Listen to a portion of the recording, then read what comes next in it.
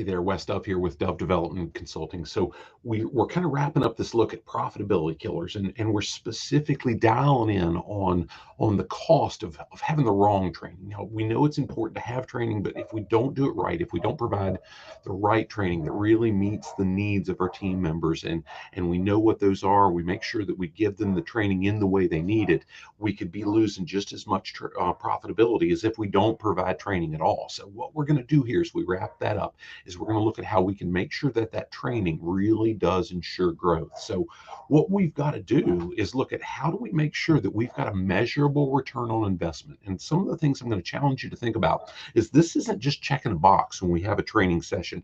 This is looking at, hey, if we're doing this training, how do we make sure somebody's using it? How can we actually see it? How can we see those behaviors?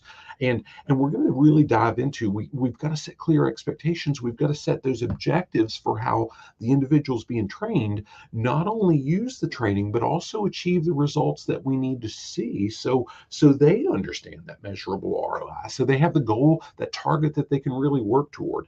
And then it really comes down to those changed behaviors. And oh, by the way, changed behaviors don't just happen. Gosh, as I was a kid, it took a while to learn to walk. We've got to learn everything. We've got to form habits, if you will. We've got to have processes in place. And when we're busy in our daily jobs, especially when those roles are leadership related, there's a lot of stuff coming at us all the time. And it's so easy when we hit any kind of adversity to fall back into those old habits.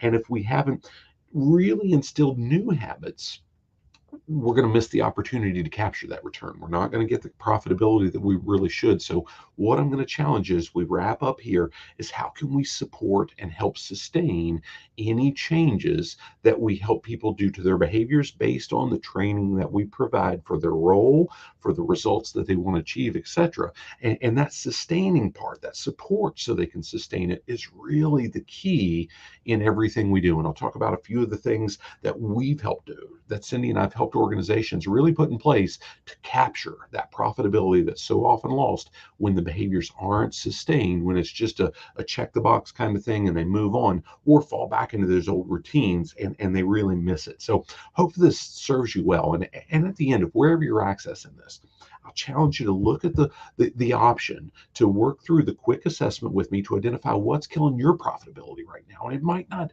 encompass everything, but I think it'll serve as a starting point, and it should, if nothing else, land us for how can we have a conversation that we can really tee it up and figure out what is the next best step for you and your organization to capture that lost profitability. We look forward to chatting with you and seeing how we can serve you through this, and love your feedback. Make it a great day. God bless.